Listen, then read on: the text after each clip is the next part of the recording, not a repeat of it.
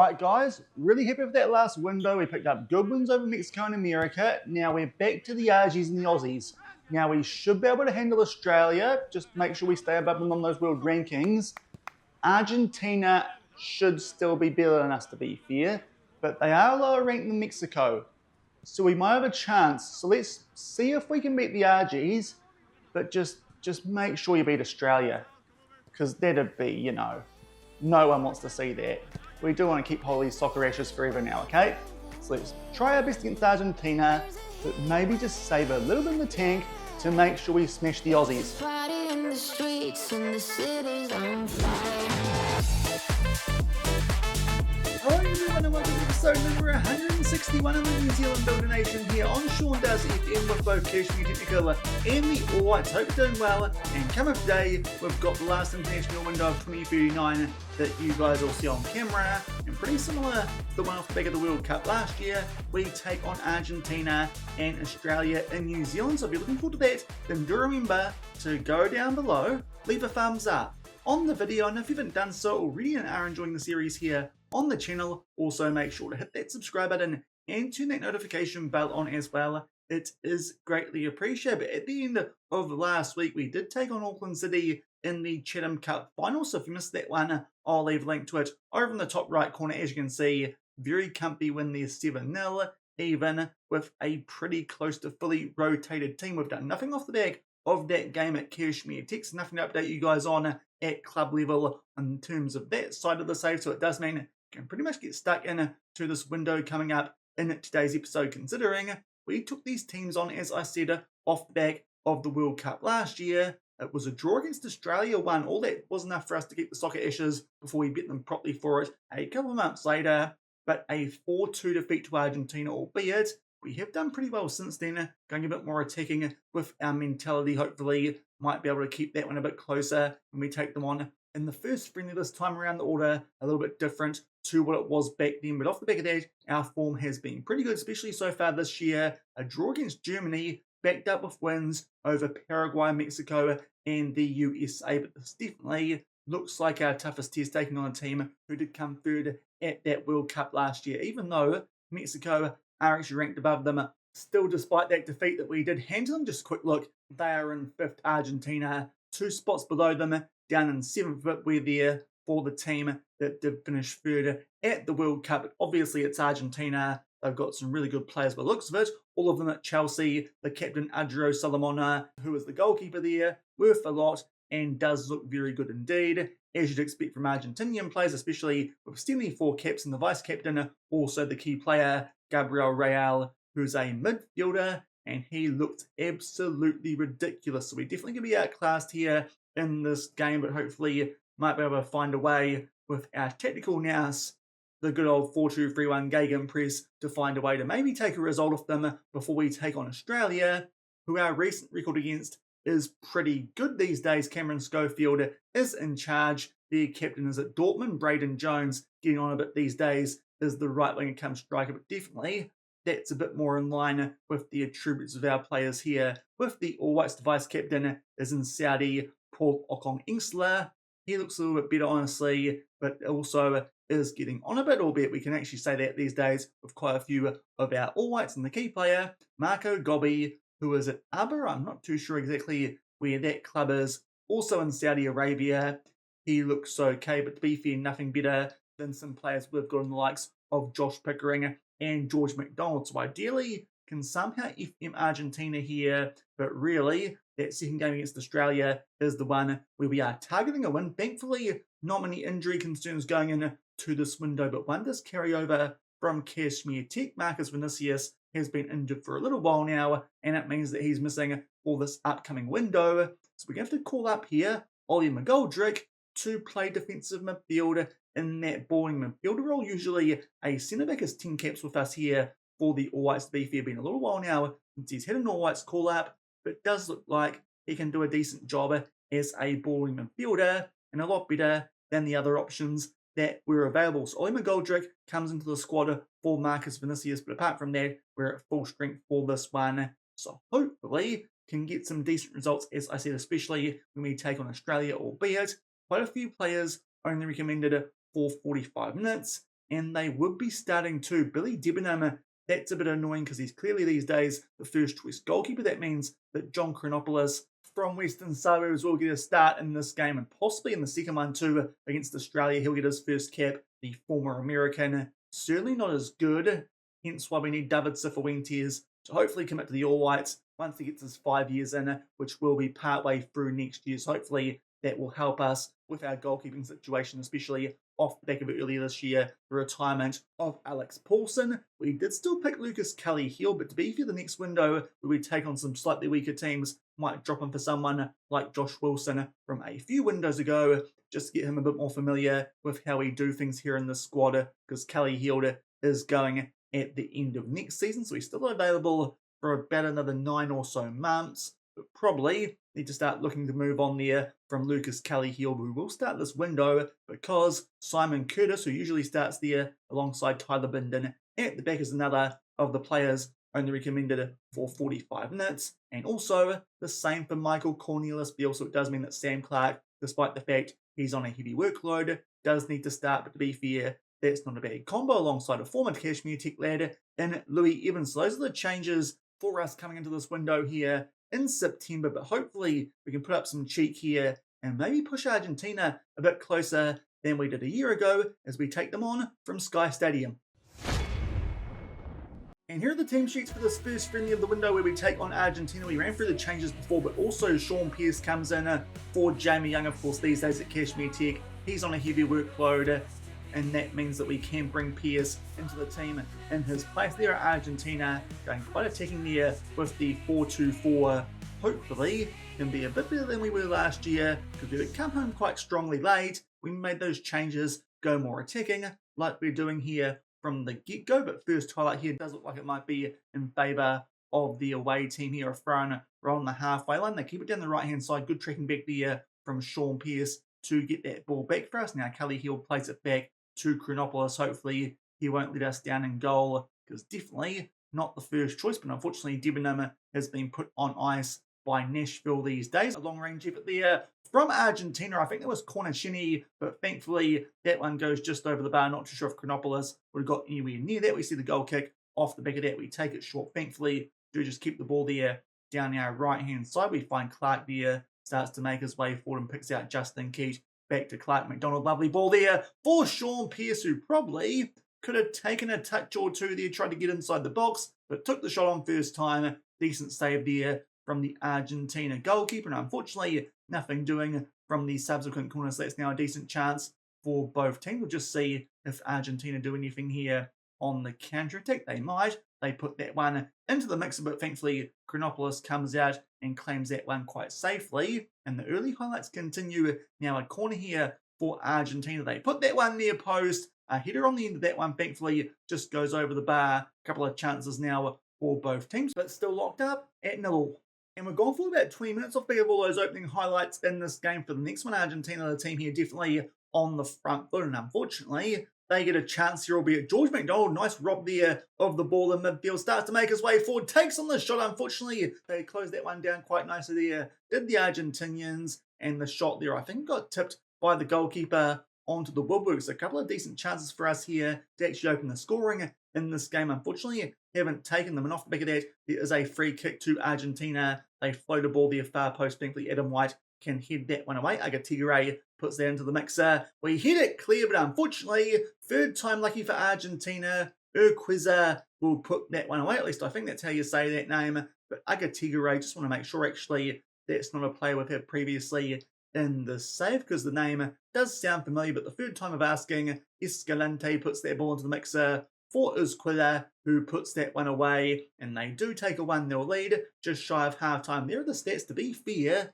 we're not that inferior to them, but the RGs are getting off some better chances at corner, but thankfully that one goes just over that top left corner. Not too sure if Chronopoulos would have saved that one. Argentina definitely on the front foot, but to be fair, we've had more shots on target, and our XG actually not that much worse than them, and we are holding onto the ball quite well as well in terms of positions. We're actually playing all right here, despite the fact we are 1-0 down. Quite a few players out there, though, are not on good ratings. Some of them are really bad. So Tyler Bindon on a 6.2 can come off for Simon Curtis. Kelly Hilda can go play as a ball-playing defender for the second half. Also, Josh Pickering on 6.3 will take him off for Chris Greenidge. And we do have 6 subs in this window, so I think we're going to take off here all the players on 6.4. So changes at wingback, Darman and Phoenix, they can come on, and also Chris Jones for Justin Keats. So a lot of subs here going to the second half of this game, but to be fair, we're not going too badly. Hopefully, they'll just wake up the boys a little bit more, and we can grab an equaliser in the second half. We'll start it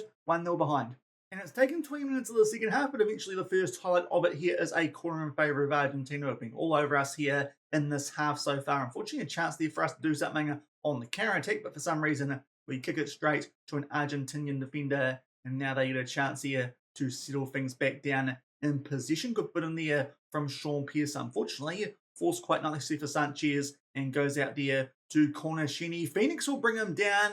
It's just inside the box. I thought he won the ball there, but apparently it's a penalty and a chance here for Argentina to put a nail in our coffin. And Barella will step up. Unfortunately, Chronopoulos never really looked like saving that one. And Argentina, 2 goals ahead of us, just like was the case the last time we played them. Chronopoulos there starts going the wrong way, tries to correct, looks like a bit of an idiot, and they make it 2-0, albeit a highlight off back of the restart. Hopefully might find a way here to get a goal back, and maybe do what we did to them last time around, but this time actually pick up a result. Evans now is on the ball, plays it forward to McDonald. Chris Jones going back there to Louis Evans these days at Oldham Athletic. Unfortunately, Escalante there, good foot in. Argentina can get this ball back, albeit we are putting some good pressure on them there as they try and make their way out from back. Ball forward to Greenidge. Agatigre brings them down. That also looked pretty clean, but a penalty for us. So maybe going to be some justice here. Penalty for both teams. Shaun Pearce will step up to take it, but their goalkeeper, a lot better now. Salamone comes up there with a really good save, and Pearce goes down to 6.0. So despite the fact that Louis Evans is on a yellow card, I think Jamie Young can come on with our final sub. Also, let's go a bit more attacking here with our player roles, because that was really a goal we needed back in this game. Unfortunately, it didn't happen. 2-0 down with 15 minutes left. And we're just making our way into the last 5 minutes of this game. Unfortunately, missed our chance there, I think, to get back in this game with that penalty right off the back of the one that we gave away, which Varela scored. Unfortunately, Pearce has got saved quite well there from Salamone and goal, who, of course, because of that, does get player of the match there from Argentina. Unfortunately, just some really average ratings there for our players in that game. But to be fair, first half, based on the match momentum, we probably should have got a goal in that half, and we weren't that bad overall. But unfortunately, it's a 2-0 defeat. Hopefully, that won't prove too costly. We'll come back shortly and try and make amends by beating Australia. And a few days later, we are back to take on Australia here for the Soccer Ashes in 2039. Just one change from that team that lost to Argentina. As I said, I don't think we actually played that bad in that game based on stats. But Young comes in for Pearce, bit poor, and also not quite on a full green heart. Apart from that, all those players previously only recommended 45 minutes. Same case here, so just the one change. Hopefully can beat Australia yet again and hold on to the Soccer Ashes.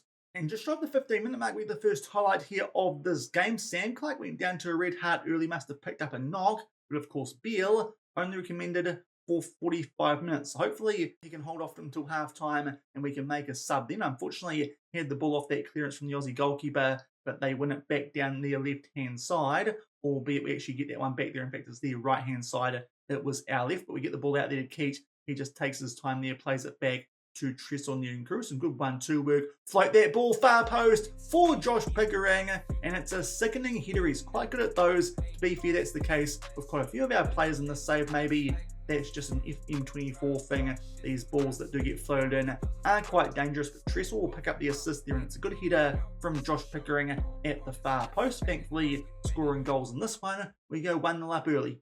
And we go forward to the half-hour mark for the next highlight in this game. Aussie have actually been well on the front foot since we scored that opening goal. A corner full in there. Thankfully, we do clear our lines. Also worth noting that loss to Argentina now does mean we're actually tied with these guys in the world rankings and equal 15th. So we definitely need to win here to stay above them on the world rankings. Thankfully, got that opening goal, and now a chance for us here to launch an attack. Chronopoulos pumps that one deep. Unfortunately, Aussie do get it back, but Keith there wins it back for us, gets pulled down, the ball falls to Jamie Young, makes his way through there, the Australian defence, and puts it past Wilson into the bottom right corner. There's a cushion goal, nice and early in this one, 2 highlights, 4-2 goals, good work from Keith. Tate there just brings him down, but Jamie Young quite fortunately placed and just jogs his way there through the Australian defence. That is some pretty poor work from them. To be fair, they are these days missing the likes of Caruso and Maratich, who did come through the save quite early at Melbourne City, got moves to big clubs. Not too sure if they've retired from football or from international duty, but either way, those are 2 big players that Australia are missing. There you can see the stats. Aussie actually on the front foot in terms of shots and shots on target. But our ones have had a higher XG. Thankfully, we've made the most of them and going to halftime with a 2-0 lead. But quite a few players there late in that first half did drop down to some red hearts. So I think I have to make a couple of subs here going into the second half, even though we are doing quite well. Jamie Young has got a goal, but is struggling. So Shaun hopefully does better today and will come on. Also Beale for Clark, who picked out that early knock. Also McGoldrick can come on in defensive midfielder for Louis Evans on a bit of a deep yellow heart. Hopefully, though, that won't affect us too much in the second half. Those changes going quite well at the moment as we hold a 2-0 lead. And about 10 minutes into the second half, we get the first highlight of it here. It's a throw-in inside the final third for Australia. They put that one into the mixer. Beale will head that one clear, but Ivanovic puts that one into the mixer. Gobby, the key player there, good chance, but Chronopoulos actually comes up with a decent save. So good work here. He's going a lot better than he did in that Argentinian game. The corner gets put into the mixer, goes back out there to Gobby. And unfortunately, I thought that highlight might have been done, but no, Australia score from that corner and make it 2-1. So they're right back in this game. Unfortunately, Keith just loses them there off the back of that header clear. And that's a nice curving hit there. Gets around Chronopoulos into the bottom left corner. 2-1 with a half hour left.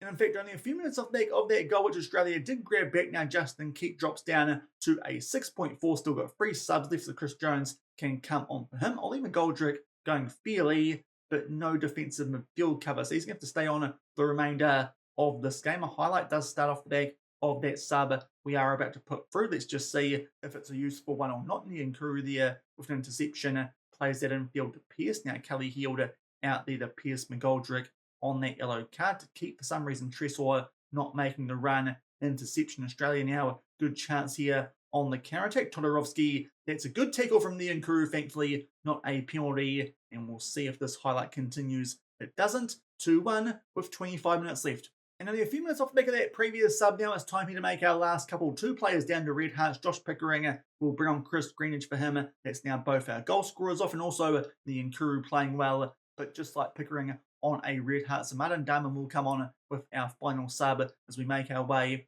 in towards the last 15 minutes of this game. Aussie still on top in terms of stats, but thankfully we are still in front 2-1. Chance there, far post though for Gobby off the back of that throw, but thankfully that one goes just over that top right corner as we're about to make our way into the last 10 minutes of this game. Still 2-1 in front, but to be fair, slightly FMing them in this game, but thankfully actually scoring goals this time around. Unlike against Argentina, we probably should have scored one at least from the penalty spot. Didn't happen. We make our way now to the last 5 minutes of this game. A really weird highlight there where nothing happened. But now it's time for us here, I think, to go a bit more defensive and not quite so attacking with our player roles, and also start to do some time-wasting stuff. As hopefully you can't hear the rain on the roof because it's absolutely bucketing down here today. To be fair though, at least it means old Lawnmower Man from the end of last week can't do that because boy, he was noisy. We'll just make sure here we've got all our time-wasting stuff going for the last couple of minutes of this game as it continues to bucket down here in Nelson on a Friday night. Hopefully that goes away in Blenheim by the time the Shield game comes on Sunday, albeit by this time that will be over. Hopefully Tasman have kept hold of the Shield because no one wants to see Wellington win it, but thankfully we hold on there in Hamilton for a 2-1 win over the Aussies. Very good first half, but Aussie definitely came at us quite strongly in that second one, but thankfully we hold on to a win, which hopefully sees us go back above them on the world rankings, but at the very least we hold on to the soccer ashes off the back of a 2-1 win. So winning the win about as expected there with the All Whites in September of 2039. Unfortunately, I lost there to Argentina. We could have got back in that one if not for that penalty miss from Shaun, but unfortunately that did happen, so a 2-0 loss haven't made much progress from about this time last year, but we did beat Australia 2-1, which is a little bit of an improvement. So we are doing quite well this year in terms of our results with the All Whites. Next window doesn't look too interesting. We'll probably skip that one and actually come back tomorrow for the National League final with Kashmir Tech against whoever that will be. Still not decided. Got a few games left to play in that championship phase. But Japan, they're around 30th in the world. And if we have a look at Honduras, they are down in 54th. So two teams that really we should be taking care of based on our form from the last World Cup and also off the back of it. So I think that's a window we can skip over, and there should be quite a few of those next year when we do get into the OFC Nations Cup. But in terms of us, we have got a slight rise back up in the world rankings. These days, equal 14th. So thankfully that win over Australia does mean they drop down to 16th. These days, we are level with Sweden. But I do think we might want to avoid the European and South American teams there above us on the world rankings. I think the North American teams, though, they're the ones that we've shown that we can beat. So maybe that's a way for us to try and sneak our way up the rankings a bit more outside of the games where we do have to take on Oceania opposition, which will definitely start to kick in the next couple of years of the safe. But that will do it for today's episode. As I said, the results are about what you'd expect considering we took on Argentina and Australia. If you enjoyed that one, then do remember to go down below, leave a thumbs up on the video, and if you haven't done so already and are enjoying the series here on the channel, also make sure to hit that subscribe button and turn that notification bell on as well. As I said, tomorrow we'll probably come back and wrap up 2039 in the save with the National League Championship Grand Final at Kashmir Tech. A quick reminder of what that looks like currently. We should be in a good spot to make the final, but it could change. If it does, we'll come back a bit earlier, but it does look like we should be playing one of Western Suburbs at Phoenix Reserves or Western Springs in that final in tomorrow's episode. So until then, thank you very much for watching, keep on keeping on, and I'll see you then. Cheers.